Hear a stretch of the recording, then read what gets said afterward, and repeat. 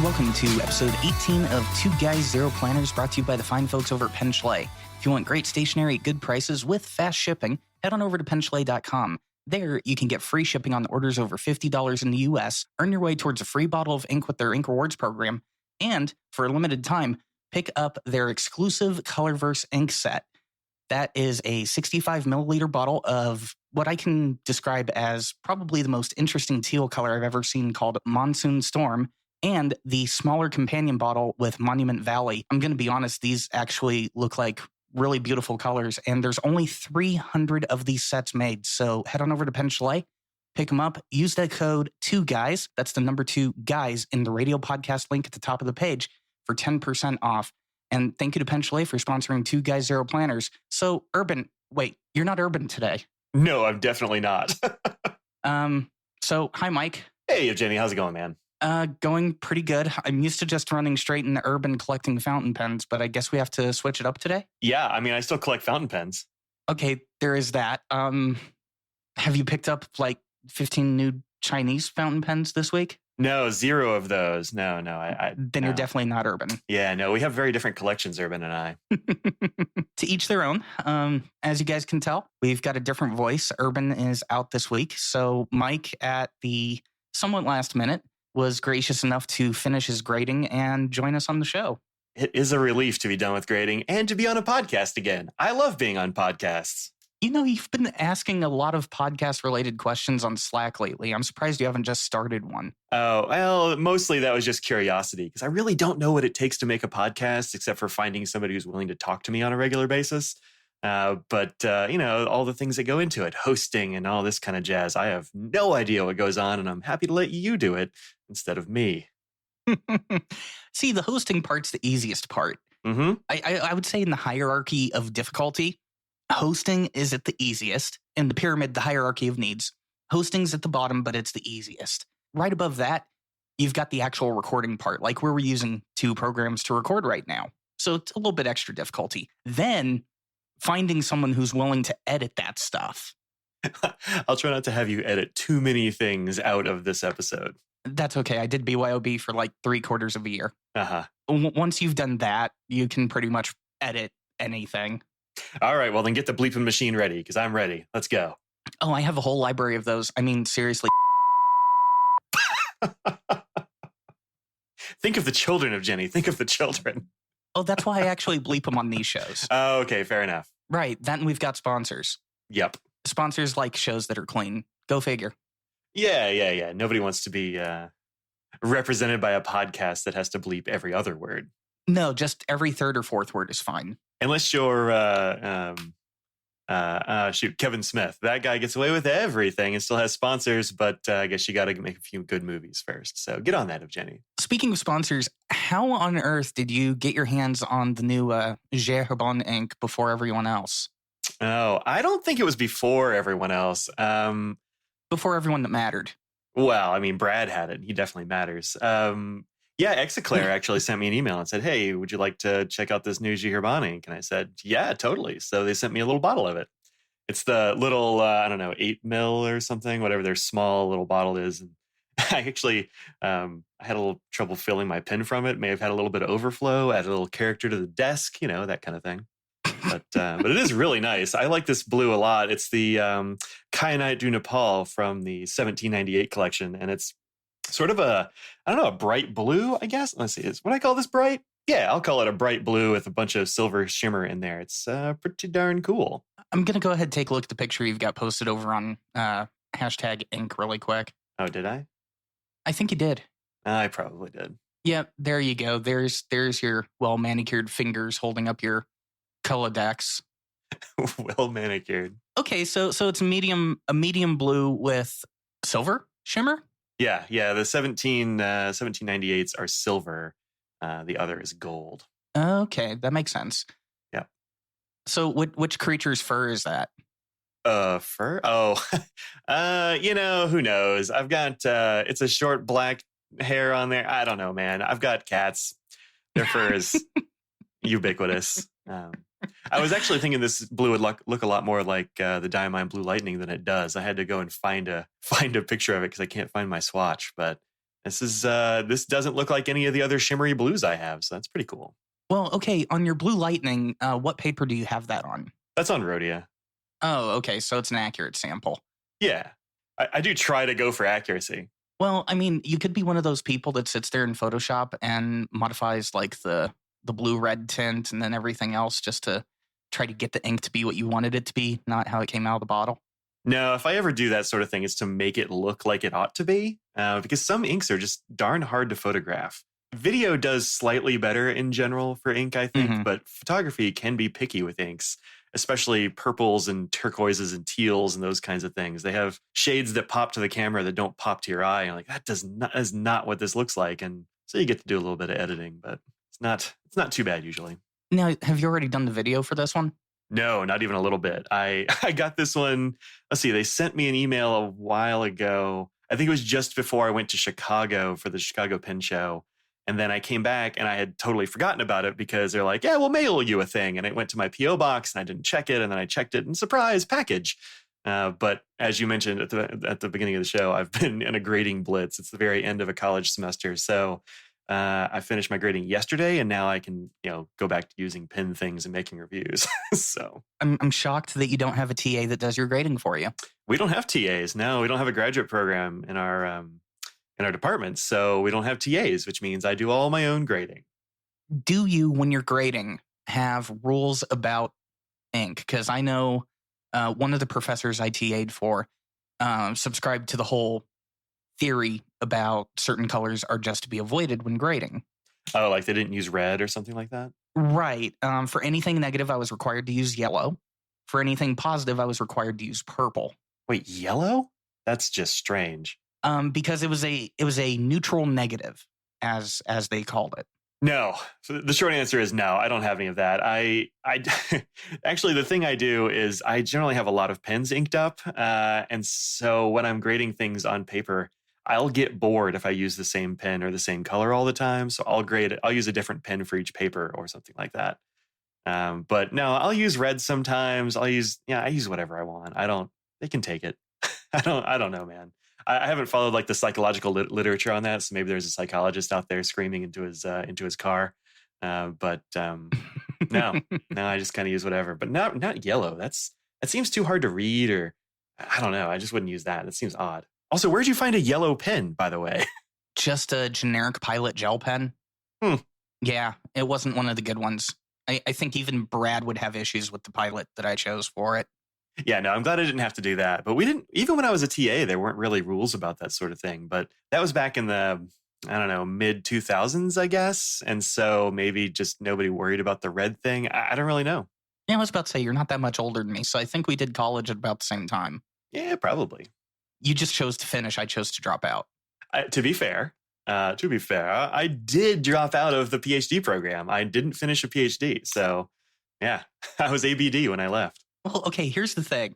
If I was ever going to choose to drop out, I would love to drop out as a master, just for the whole Jedi context. Yeah, you cannot have students call you master. That is not cool. May 4th, I swear, if you came in on May 4th with the robes and the lightsaber. Even then, being a white dude in the South, I would be intensely uncomfortable with even. No, absolutely not. No, you're not in the South. I am. I'm in North Carolina, which is part of the South. And I grew up in Texas. I can't claim not being a Southerner. I'm definitely from the South, Southwest. North Carolina, I've always thought, has been evolving just enough to no longer be part of the Deep South. Yeah, I mean, I can't really speak to that too well, but when I determine what I'm going to ask my students and other people to call me, that does not make the list.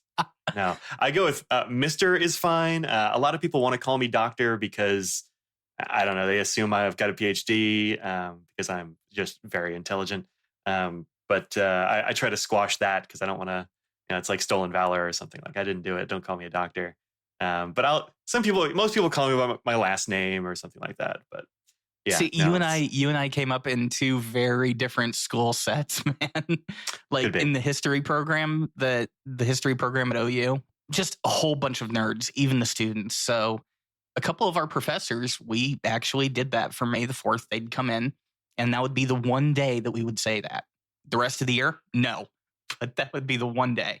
We got plenty of nerds. That's not really a problem. It's just, it's frowned upon. Also, like, my semester is over by May 4th, so I don't have classes then. So it would be weird to get dressed up in a costume and then go to a place where I don't have to be. I could have done it at the Pin Show, though. The May 4th actually fell during the Chicago Pin Show this year. And that would have been cool. There were plenty of people wearing their Star Wars gear. I didn't, because I was working at a table and I was like, I'm not going to wear a t-shirt while I'm working for somebody else. But it was fun. There were a lot of t-shirts and that sort of thing. No robes, but lots of shirts. Wait, now Audrey wasn't at Chicago, right? Yeah, that's right. That's the only show that Franklin Christoph is doing. By the way, for those who don't know, my wife Audrey is the nib doctor over at Franklin Christoph. And this was the only show that they're going to, and she's not. It was just her show off, basically. So I went. I had some friends who helped me get there, and then I had some folks that let me work at their table to sort of offset costs and all those kinds of things. And it was great. The Chicago Pin Show is one of my favorites, and I would have hated to miss it. But it's awkwardly timed for a professor, and also it's not like it's close to me. So right, it's not close to me either, which is why I didn't go this year. Yeah, you drove last year, right? That sounds... Well, it's the only real way I can. Like, my dogs have to pretty much go everywhere with me. They don't deal well if I'm not around. Yeah. So driving is pretty much the only option. And I wasted all of my paid time off for 2019.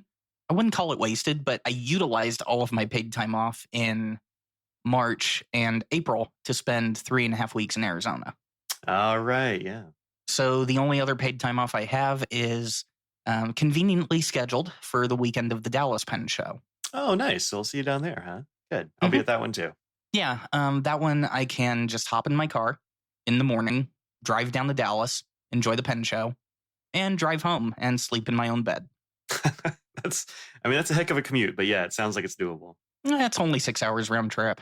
Oh, well, yeah, that's not bad at all. Yeah, I mean, the good thing is the Dallas Pen Show, if anyone's familiar with the Dallas area, the Dallas Pen Show is off of the LBJ Parkway, which is on the north side of Dallas. You don't even get into Dallas proper. You're still on the outskirts. And to get to that point from Oklahoma City is pretty good, especially on that particular weekend. The traffic through Denton and the northern parts of Dallas aren't that bad. So it's only 6 hours for me. Yeah, I'd actually forgotten that you lived in Oklahoma City. For some reason, I had it in my head that you lived in Arkansas, which is definitely further. So, yeah, no, Oklahoma City is not too bad from Dallas. That's not bad. I've done that. Living in Arkansas would be a lot better because then I could have gone to the Arkansas Pen Show. Well, I mean, living where I do puts a big damper on which pen shows I can and can't go to. Yeah, no, I'm super lucky to be. So North Carolina is, if you haven't looked at a pen show map, dear listeners, there are a lot of East Coast pen shows, and they're mostly drivable from the North Carolina area. We're sort of in the middle. And so we can get to all the ones in the Northeast, and I can, Dallas isn't too bad. I fly to Dallas, of course. It's like a 2 days drive, but right. Fly to that one, fly to Chicago. But most of the rest of them over here are within like 5 hours or so. So that's not too bad. It's definitely drivable. Yeah. I definitely say you have an advantage living where you do. I think the only way you would have an even greater advantage is if you lived up in the DC area with that part of the pen community. Yeah, but then I wouldn't be able to afford to buy pens. So I'm going to stay here.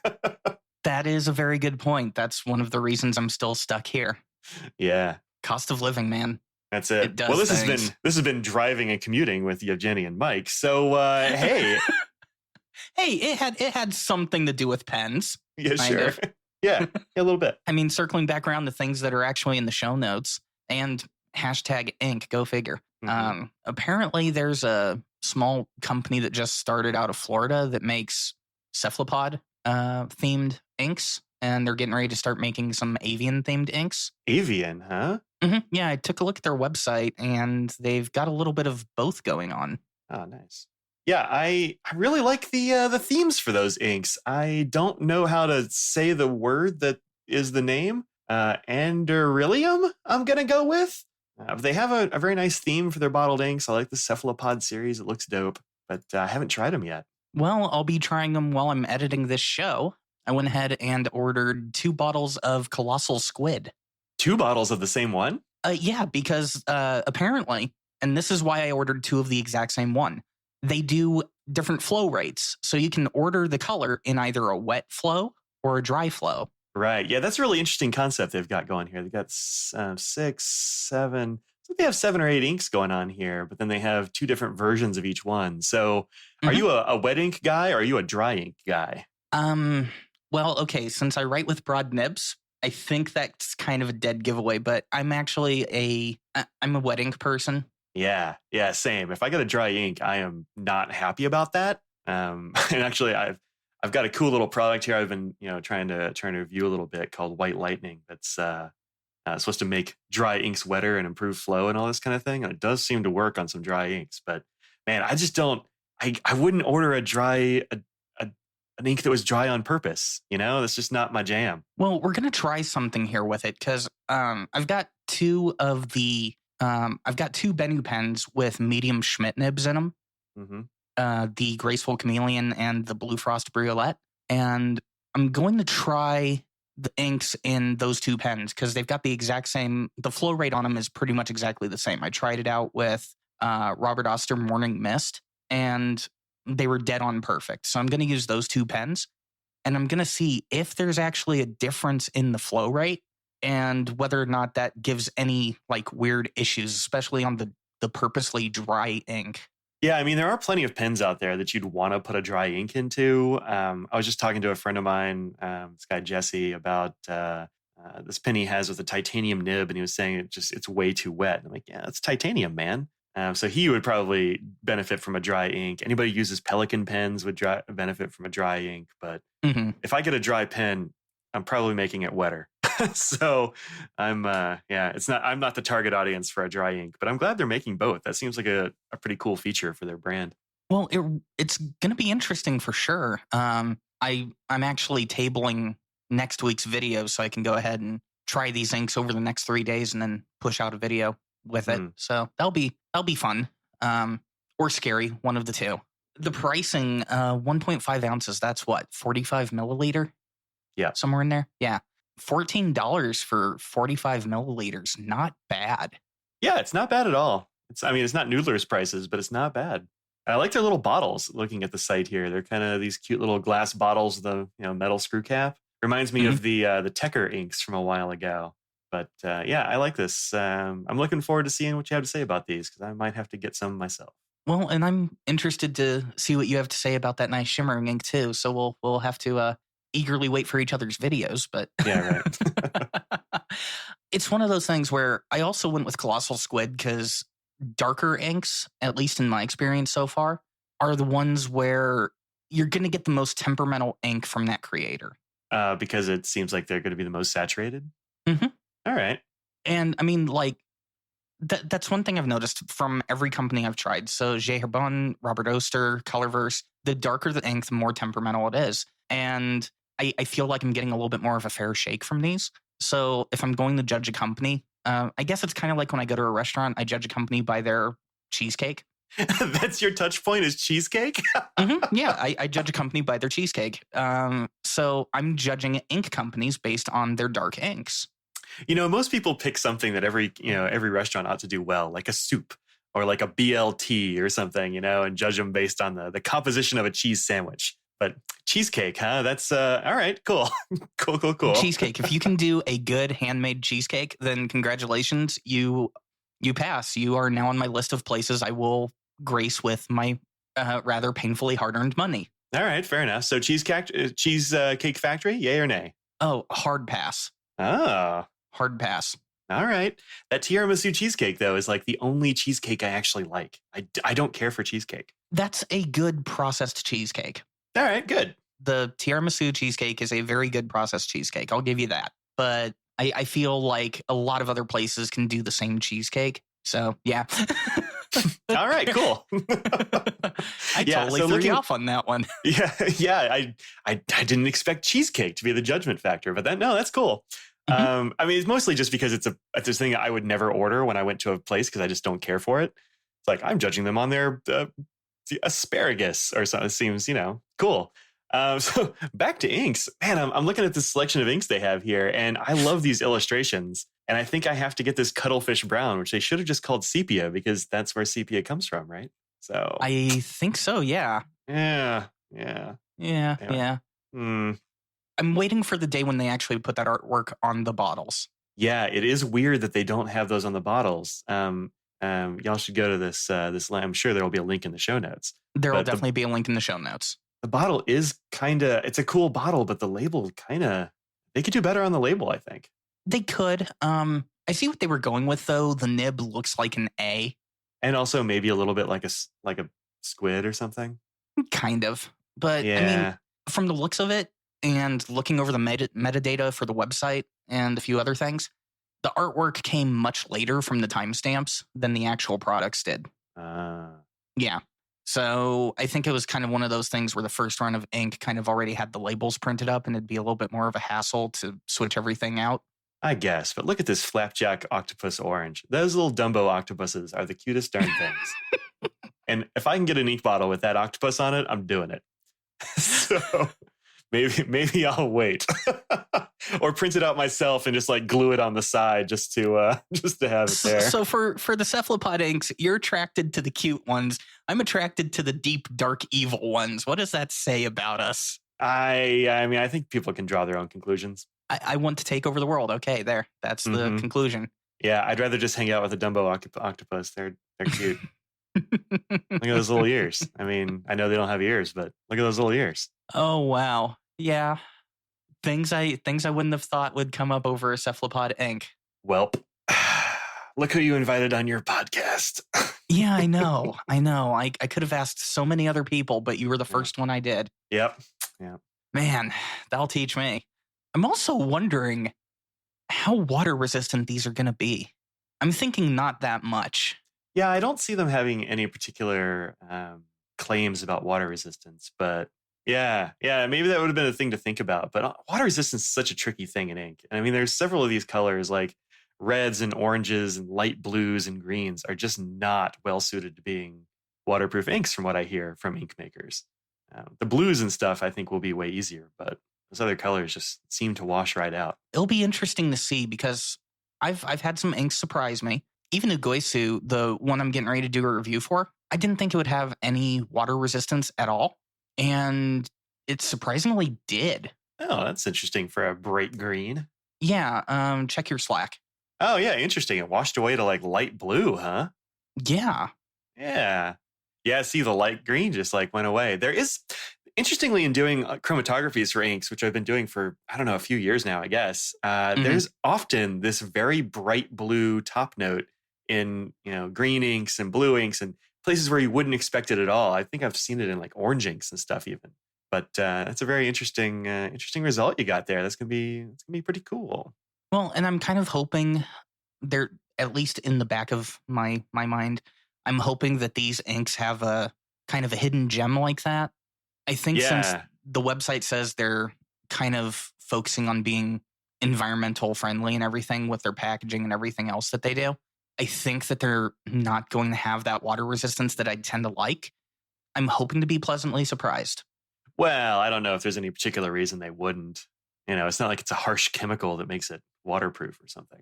It's just gonna be in the dyes.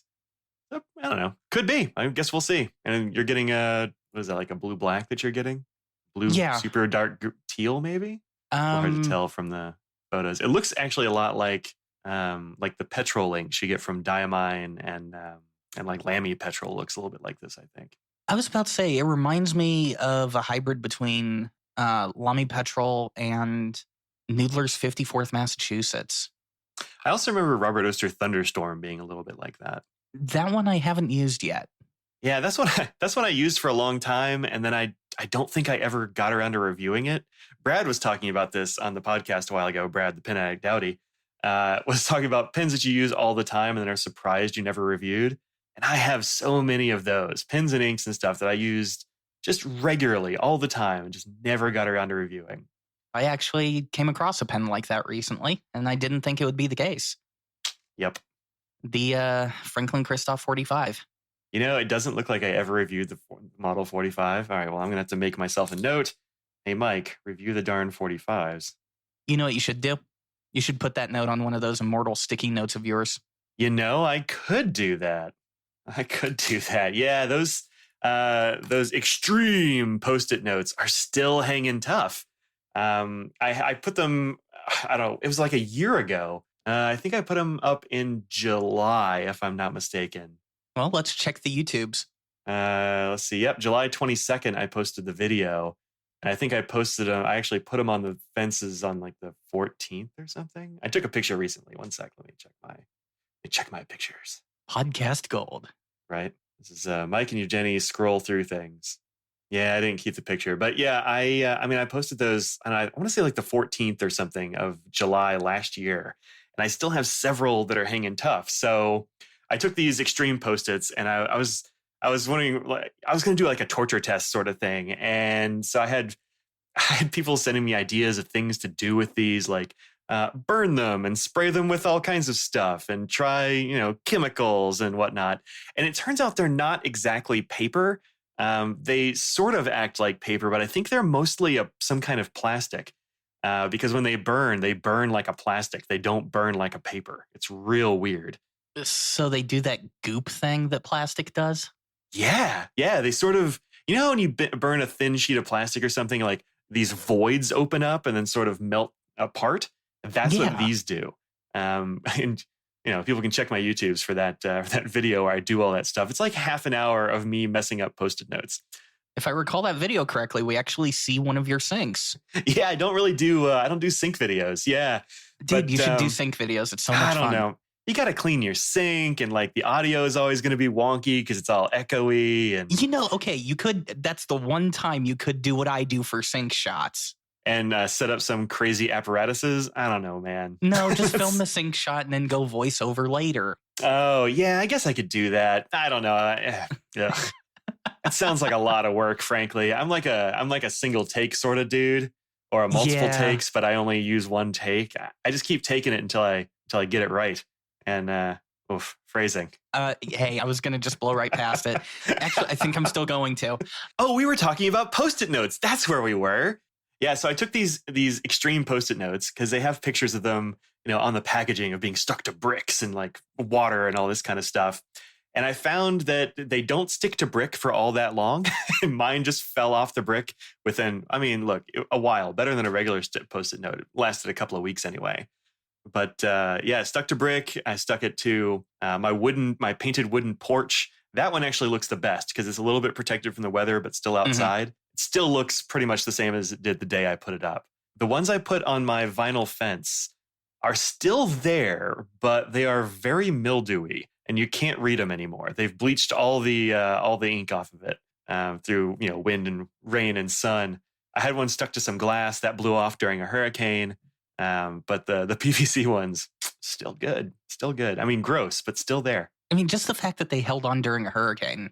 Yeah, they weathered a hurricane. There were 4 of them, and 3 of them made it through the hurricane. One of them mostly made it through a hurricane, but the part that wasn't, that didn't have the adhesive was torn off. The adhesive bit was still there. So yeah, no, they are extreme, but they're also very strange.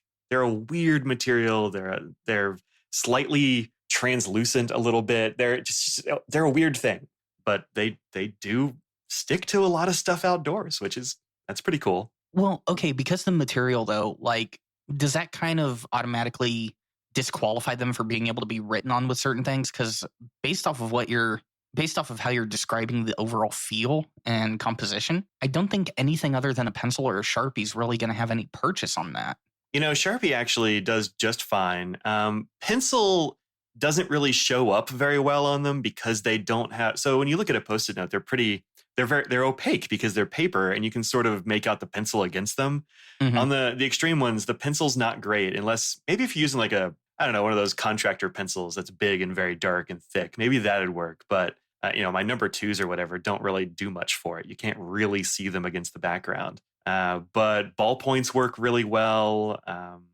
Fountain pen actually works okay. I wrote on them with some fountain pens, mostly because I was going to leave it outside and I wanted something permanent. I used Sailor's pigmented black Kiwaguro. And that actually lasted just fine until that Post-it note blew away. So they can take some, and actually that lasted through, we had 2 hurricanes here that sort of hit us obliquely. We didn't get the massive hurricane action that some parts of North Carolina did, but we definitely got a good amount of wind and rain. And the one on the window did eventually blow away. But until then, you could still see the Kiwaguro. So yeah, they take stuff pretty well. Not pencil necessarily, but most pen stuff actually works pretty okay. Maybe I should try them here in Oklahoma.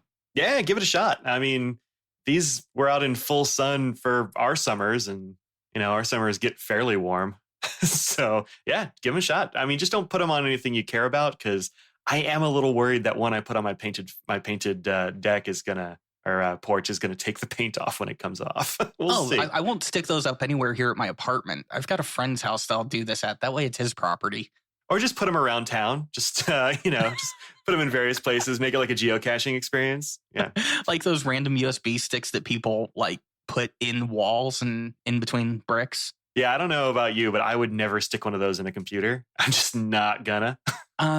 People that do that, congratulations, you're insane. We're just gonna go with that. Those are interesting, man. I saw your video of those last year and I was like, huh. That seems right up my alley. And now that I think about it, I don't think so anymore. The Post-it notes? It seems like just too weird of a writing experience. Like I may actually ruin a nib writing on them too much. Oh, no. They're not rough. If anything, they're too smooth. Really? Yeah. I mean, they're kind of plasticky. They're not like the stone paper stuff. Y'all don't ever use stone paper. That stuff is junk. But no, these extreme Post-it notes are I mean, they're more like plastic than they are, stone. So they're not abrasive. They're nice and smooth. So that's not a problem. Okay. They're weird. Like, I'm not saying these are the things you should use every day. They're weird, but they're not going to hurt anything. Well, you say that now. There's a good chance that the one that came flying off your fence, like, injured a squirrel or something. Or ended up, I don't know, maybe there's a tiny squirrel religion that is based upon the writings of the holy Post-it note. The holy Post-it note. Wow. Brings me back to like Red Dwarf, where they had the laundry list or whatever it was. Or no, it was a shopping list and they all had, ketchup and mustard factions. I think that's probably what's going on. I don't know how to respond to that. Well, I think you just broke me. Clearly by joining a faction. It's the only sensible thing to do. Help. We're going to go ahead and do a complete 180. Since we were talking about the cephalopod inks and the dry inks in general, kind of wanted to talk to you about something because you test a lot of ink, admittedly, and a lot of pens, admittedly, because, well, you're you. Yep. The recent special edition Robert Oster inks, so the Pen Addict Fire on Fire, the Brooks Carolina Blue, there's been a little bit of talk about those being kind of dry compared to normal Robert Oster inks.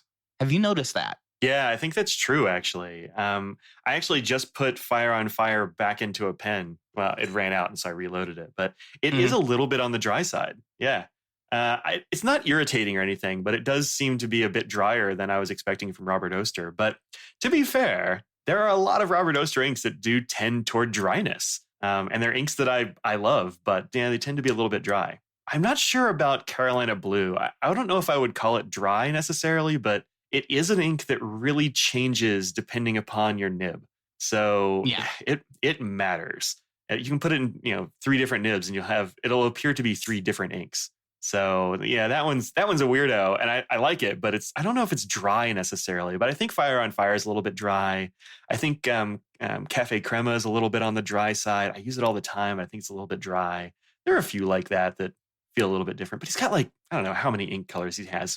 It's well north of 100. At least at this point. So here's what we're going to do. I've got Fire on Fire in my orange Pilot Custom 74 with a broad nib. This nib is a gusher. It was tuned by, I think it's Michael over at Drum Ghouls.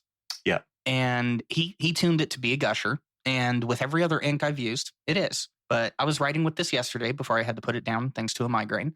And we're going to see what it does on Tomoya River paper. Sounds like a plan. I actually started using some of the Van Ness White Lightning in the Fire on Fire, and it really improves the flow. So yeah, I just had 3 hard starts. Yeah, it tends to dry up in the nib a little bit, I think is what it is. I don't really know why it is, but some inks are just like that. I've never had that issue with Robert Oster ink, though. It was really, I've had the same thing happen with Carolina Blue in a nib that I know is a gusher, and this one. And I was kind of wondering if I was alone on that, but I mean, seeing people on the Pen Addict Slack, a few people on Reddit actually saying something about it too. It was kind of interesting because it's like, okay. Yeah, I don't know. Whenever you have a wide range like that, and there's so many things that can be put into ink, maybe he's changed the dye composition a little bit. Maybe he's changed the, whatever it is that makes up the liquid composition. Ink makers are always a little bit cagey about what is actually going in there. But any of those can have an effect on it. Maybe it's got more water content because water can make an ink feel dry. That's a weird thing about ink. But yeah, I don't know. It's hard to get a good sample size out of that. It's like saying any particular thing about noodlers as an ink range. When you have hundreds of a thing, I don't know what the proportion is. And with noodlers, each ink is just such a weird individual creature. Yeah. I mean, from batch to batch, it's going to be different because Nathan doesn't really use the powers of industry for making those inks. He uses the power of himself. I've heard rumors that he has an acolyte, but I've never seen that as substantiated. I mean, it's just crazy. Like, I've had 2 different batches of 54th Massachusetts, completely different shades of blue. Oh, that's weird. Yeah. Yeah, one was more of a Levi's denim, and the other was kind of like a midnight blue. It was crazy. Huh. And yet they were both marked 54th Massachusetts. Yeah, I haven't had that with noodlers, but I haven't bought noodlers much in the last few years, except for Drum Ghoul's special editions. I like the ones that the Texas editions. I think those are pretty cool. Did you use the USS Texas at all? Yeah, I did. It's been like a year though. I don't remember a whole heck of a lot about it, but yeah, I did use it. Yeah, that's the last noodlers that I actually bought other than Rome Burning. Ugh, that one. You liked Rome Burning, right? Okay, yeah. Okay, we might as well talk about that. What is up with people and their just ever-loving hate of Rome Burning? I think it's just a super divisive ink. So it's a weirdo earwax gold color to me, and I don't perceive it as being a good color that I would want to see coming out of my pen or near my nibs. But it also just bleeds and feathers like crazy, and I've got no tolerance for that kind of stuff, really. So it's a gross color that doesn't perform well for me. So I'm just like, done with that. But I think it's got legitimate uses in artwork and that sort of thing because of that cool washing thing it does, where it washes the gold away and there's this like, purpley color underneath. But right. Yeah, it's got to be divisive. It's got to be one of those things like cilantro and asparagus, where just either you like it or you don't, and it's not up to you. Right. I mean, okay, what I see with Rome Burning, cons, the artwork on the bottle, I hate it. But the pros for it, if you've been using fountain pens for a while, you're probably either using Rhodia or at this point you've caved into the Tamui River paper game. One of the two. Mm-hmm. And if you're using those two, then Rome Burning is actually a well-behaved ink. I don't have any feathering issues on any of that. Now, when I say Rhodia, I'm talking about dot pad. Because whatever paper they put in their goal books is pure. I mean, like, everything feathers on that paper for me. Yeah, the goal books and the Webbies, I feel like, are just a very different paper. And so when people say they don't like Rhodia, a lot of the time it's because they're using a Webbie or something, and that paper is just not as good. You might as well be using Moleskine at that point. Yeah, I have a vague memory of having Rome Burning bleed through Rhodia, but I'm trying to find my review, see if I took a picture of the back of it or something. Oh wow, my images for that are terrible. Don't put that in the show notes. Oh my. No, I didn't take a picture of it, so maybe it didn't. Well, if you did a video of it, we'll just link to the video. Yeah, I think there's is there a video? I did this back in 2013, so wow. Okay, you're one of the ancients. Yeah, I kind of am. There weren't really any people putting ink reviews. I mean, there were, but it's like you can count them on one hand. Let's see. This is a 2-minute. So my video actually is just a water test. When I started doing YouTube videos, I didn't intend to have a YouTube channel. It just kind of happened. Right. I would make these little videos with my phone, and then I would store them, and it was just me putting water on some ink, and then I would put it on my blog. But then I kept getting comments from people saying, "Hey, what's this blog you're talking about?" And it was coming from a YouTube channel that I wasn't aware was public. And wow. this was from back in those days. So there are a whole bunch of them, and people are like, "You should really work on your camera." And I'm like, "Yeah, I know. I mean, it was 6 years ago. Get off me." I had somebody comment while I'm griping about weird commenters. I had somebody comment on a video that was like 5 years old, and it was when I was intentionally making videos. And he said, "You really need to work on the audio and maybe get a tripod or something." I'm like, "Cool. So maybe check out something modern." I'm sorry for your seasickness, but yeah, I've gotten a little better in the last several years. I love those. It's like, maybe you should try EQing your voice different. Okay, can you go ahead and comment on something that's not my second video? If you're looking at a video that is years and years old, it seems weird to like zombie resurrect these old ink videos and then complain about the terror. Look, they're terrible, and I don't advise anybody watch my videos from 5 years ago. Yeah, they were bad. Don't listen to him. Watch nothing but his videos from 5 years ago, and then find something pedantic. Find the most pedantic thing you can, and just make a small comment about it. Yeah, sounds good. Look, I'll probably respond. But oh man, like the main picture on this Rome burning review is just, it's like I couldn't white balance. I don't know. I feel bad, and I feel like I need to go back and delete that and redo it or something. Okay, I'm looking at the swatch on my video, and I get where you're coming with on the earwax. But on the writing sample, I'm using the Rhodia lined pad, and I didn't have any feathering issues on that. And look at the pen I was using. If you look at the thumbnail, that's that Red Dragon pen that I had the epilogue nib in. And actually, looking at my review, I do say that it looks pretty nice on Rhodia, but it's terrible on everything else. Mm-hmm. And those are my thoughts exactly. I agree with you there. You've got to be using the right paper, or that ink is junk. Yeah, it's weird. It's real weird. Oh, wow. I just realized this was one of my water tests where I actually had the water going until the paper ripped.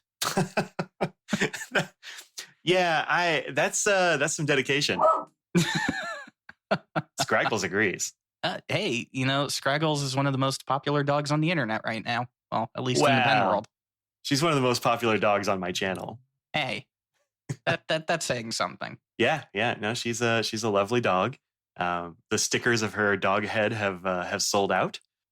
I don't have any of those left, so people clearly like Team Scraggles. Apparently. Yep. I need to get the new Inkdependence logo sticker for my TV. I don't know if I want your head on my TV, though. That seems just a little too creepy. Those head stickers are weird anyway. I'm always a little bit, I'm always surprised when somebody wants them, but I'll allow it.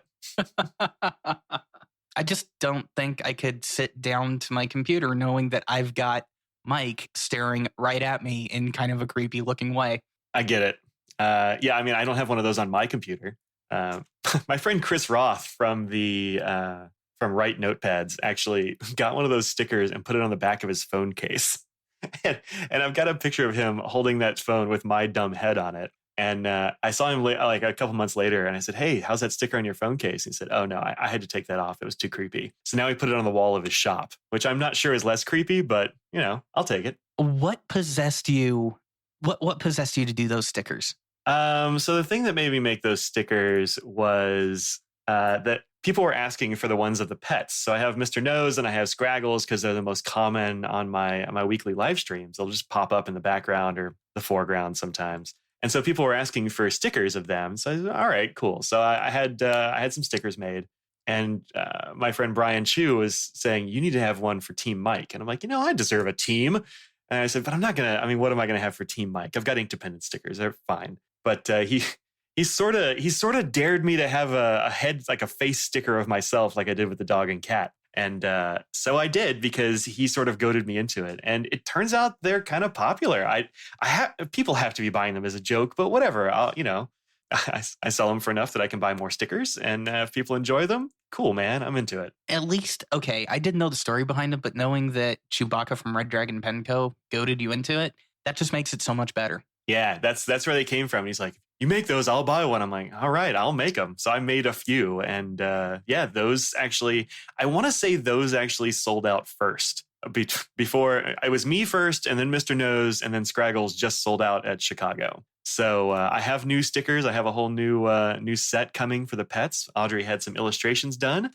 And so those will be public soon. I haven't got them in hand. I'm looking forward to those. Now, I was about to say, did the ones of you sell out first because you had fewer of them printed, or did they sell out first for good reason? I don't know if there's a good reason to buy them, but I do. I think I had the same. I'm sure that I ordered the same amount of mic heads and scraggles and noses, but I think they actually gave me different amounts of each one for some reason. I didn't order very many to begin with. I think there were probably 15 or 20. I forget what the original order was. Right. But I think I had more than that. So I didn't count because they come, there's a little shrink wrap, and I just kind of, got them out as I sold them or something. But at one point I was counting them. I said, I know I sold some of these and I still have over 20. That's real weird. Yeah. I don't know exactly how many there were. I doubt that there were fewer, but I don't know if there were more. Huh. Note to self, no stickers of my face. It's a fun picture, honestly. Okay. It's one of the more interesting pictures of you. Having met you at Chicago, I can't get that, like that image would scare me. I'll try not to take that too personally. Of all the scary things at Chicago, including a giant gummy snake, I think I was not the scariest thing. Okay, yeah. The eye-watering stench of that gummy snake was the scariest thing. I get more comments about being associated with that damn snake than anything else. It was something. It was the bartenders and chefs and stuff at Chicago this year remembered it. They did? So, oh yeah, no, they definitely did. Wow. Yeah. Okay. The bartender whose name I cannot remember. Anyway, they have the same bartenders as they've been there forever, and they remember the pen crowd and the giant stinky gummy snake. Really, it made an impression. That's enough to give you PTSD. It really is. I cannot eat gummies. It's been over a year now, and I cannot eat gummies because of that thing. I will joke about it, but it did some damage. So I was talking with Michael J about this. We were trying to pin down and describe for people who weren't there last year what the taste and smell of it was like. And we decided that it's closest to cherry gasoline. Yes. So like cherry, like a Hall's cough drop cherry, not like a good cherry. Right. Like Hall's cough drops plus gasoline is what that gummy snake smelled and tasted like. Now, not just any gasoline. Imagine, if you will, some of the like 100 octane gasoline, like race gas. That is what it smelled like to me. Mix that with that cherry that you're talking about, and that is spot on. Yeah, it was not good. And it tasted like sugary death. If you want to know, it just tasted like sugary death. Yeah, I mean, it tasted like gasoline smells. And cherries. Okay, Yeah, just the fact that gummy was like so difficult to cut through that not even a sharpened chef's knife was able to make good headway through it. It actually would. So the guy was the chef who was cutting it up. He was slicing. I mean, they were kind of like tuna steaks, basically. But he was slicing steaks off that thing. But he would have to stop and hone his knife every couple of minutes. It had a massive dulling effect. So those of us that ate it, I don't think we'll ever forget the experience. After surviving that thing, kids, parents, don't get gummy snakes that are that big ever. What was it, 8 feet long or something like that? 8 feet long, 27 pounds, 30,000 calories. Oh, well, the good part is that no one could survive eating that many calories. So they're not going to, you're not ever going to get the full calorie count because you just can't eat that much of that thing. I don't know how many calories are in a bite or two, but that's all most people managed. Oh, yeah. I mean, just the fact that, no, we're moving away from the gummy snake. We're moving away from the gummy snake there. I'm having flashbacks, Mike. That's not good. That's fair. I know it gave some people headaches. The sugar rush headache I got from that stupid snake was almost as bad as yesterday's migraine. So thank you for flashbacks to that. That's the first migraine I've ever had in my life. Yesterday, really? 33 years, and yesterday was the first migraine I have ever had. All right, so let's talk migraines. Like, what was your thinking back, because you probably didn't recognize it at the time, but what was the weird thing that happened just before that migraine hit? Because I've had migraines my whole life. I haven't had one in a while because I know what triggers it for me. But What was the weird thing for you? Well, okay, kind of to put everything in the picture here. So I'm sitting there hammering out last minute details with you about today. And I just finished filming Yvgenii, and I'm encoding the video. So I'm like, okay, I'm going to get caught up on my out pile. And I start writing, and I'm using Fire on Fire. As I'm looking at the words I'm putting on paper, like just my head just, I guess the best way to put it was it felt like Bailey, my yellow lab, had cloned herself at least 12 times. And all 12 of them were balanced very carefully on my head and pushing in like just like 12 Baileys pushing in on my head all at once. Yeah. The pain is never good with a migraine, but there's also usually other stuff that goes along with them. So for instance, my mom tends to go kind of blind. Yep. All right, good. So you had like the narrowing of the visual spectrum. Were there like artifacts, or was there like a particular thing that stood out and was like really annoying? Because my mom goes a little bit blind. She gets that tunnel vision thing. I get really intense like scent perception. My sense of smell is not all that awesome most of the time, but man, when I have a migraine coming on, I smell everything, and it's like to a degree that is really, really annoying. Mine was color sensitivity. So like I was saying, I was writing with Fire on Fire, and once the pressure and the tunnel vision kicked in, just looking at that ink felt like it was searing my eyeballs. So I actually had to switch over to one of my blue inks so I could keep writing, because I was like, no, I've got to do something. I've got to stay productive. I've got to work through whatever this is so I can actually finish a video. And that's just how my mind works. It's, I don't care how bad I'm feeling, I have to keep working. And as I kept trying to work through it, I'd sit there, write a little bit.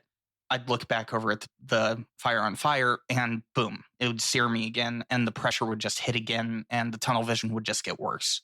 If this ever happens again, avoid orange ink, turn off all the lights, and just write off doing anything productive. Yeah, that's about right. Yeah, that's what you do, is you turn off the lights and you avoid sounds and smells and just kind of wait for it to pass, because it's just how it goes. But yeah, it's interesting that your color perception was ramped up so much that it was annoying that way. And I totally get it.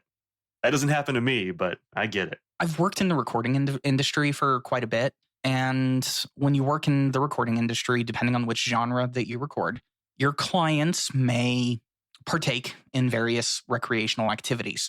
Some of those recreational activities do heighten color sensitivity.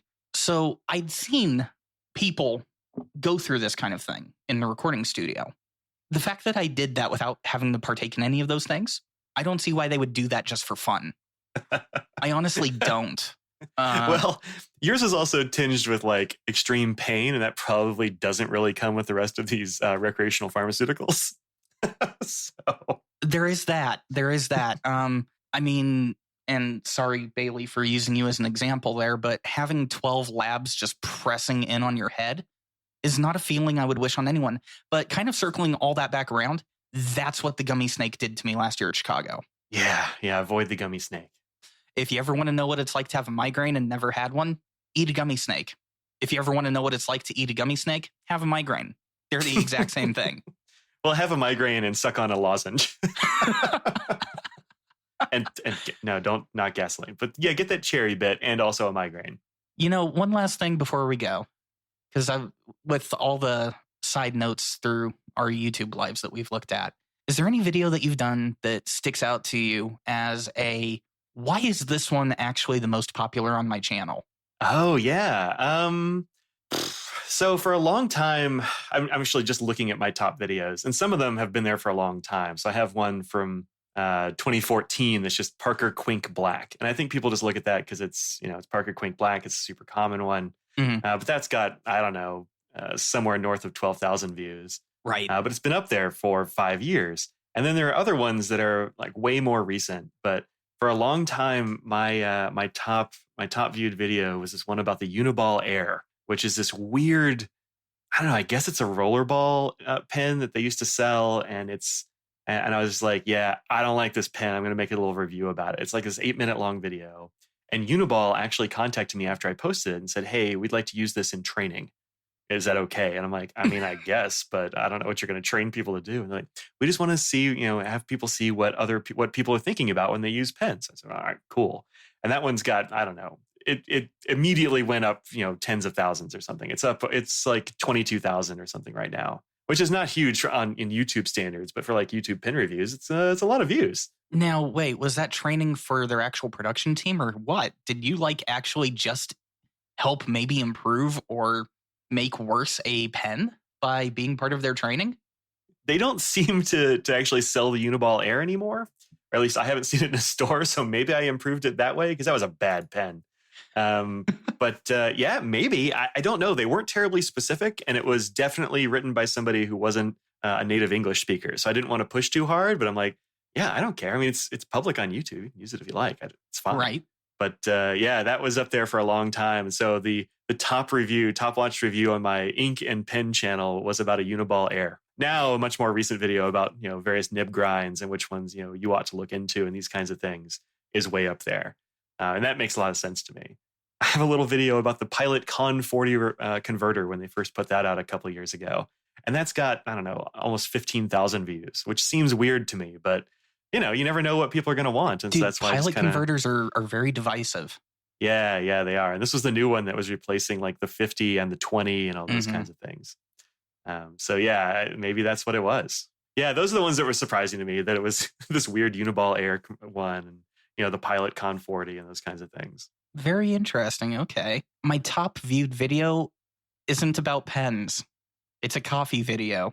I mean, it's got a wider reach, It's not as niche as fountain pens or inks. I mean, there are some fountain pen and ink channels that have a lot of subs. So like Stephen Brown has lots of subs, and yeah, he's upwards of 45,000. I mean, I want to say Matt used to have like 60 something.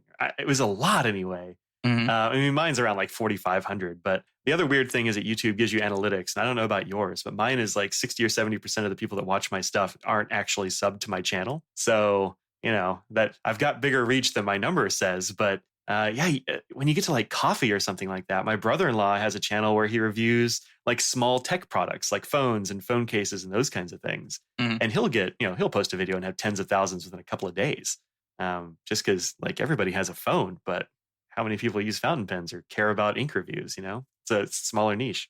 I think coffee is probably closer to phones than it is inks. Yeah, 73% of my views come from non-subscribers. Mm-hmm. Yep. I mean, and to be fair, I've only got 299 subscribers, so that's gonna happen. I've also only been doing this for just shy of a year. Oh, it's been that long.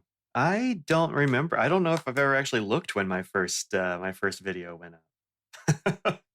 I did look recently and figure out that my first live stream was in July of 2017. So I've been doing live streams every week for the last couple of years, it seems. Yeah, I wish you didn't do them like at that time on a Friday, because I never get to be part of them. I'm always at work. But it is what it is. I can always catch it later. No matter what time I pick, it's going to be a bad time for a lot of people. That's, I think a lot of people do watch them afterwards, which is interesting to me. They must just have them in the background or something. But because to me, clicking on a video that's like 3 hours long or, an hour and a half or whatever they are that day, yeah, is just kind of intimidating. But I'll have, I don't know, between 50 and 100 people watch live, and then I'll have, it'll be several hundred a day or two later. So people are watching it later on, which is interesting. And so I just don't worry too much about when I do it. I just picked a time that was more or less convenient, and that's just kind of when it happened. I didn't have a lot of intentionality with that either. It just sort of was when I decided to record the first one, and it stuck. So, I mean, what you do is very good. One of the things about YouTube, if you have the personality, people will watch it. Yeah, and some people must like my personality, I guess. I just do it because it's fun to hang out with people that I otherwise wouldn't get to talk to. I have a lot of international viewers that actually seem to stay up really late. I'll say something like, hey, good afternoon. And they're like, yeah, it's like 3 a.m. in London or whatever. And so I have a lot of those. And, it's really interesting that people are, just want to hang out with some dude on the internet for an hour or two on a Friday or very early on a Saturday or something like that. Oh, yeah. It gets just the fact that I'm doing a podcast normally with somebody that, Urban wakes up at 5:30 in the morning to record this show. It's his choice. I've told him, hey, we can switch it around so I'm the one waking up in the morning. He's like, no, this is good. I can record a podcast.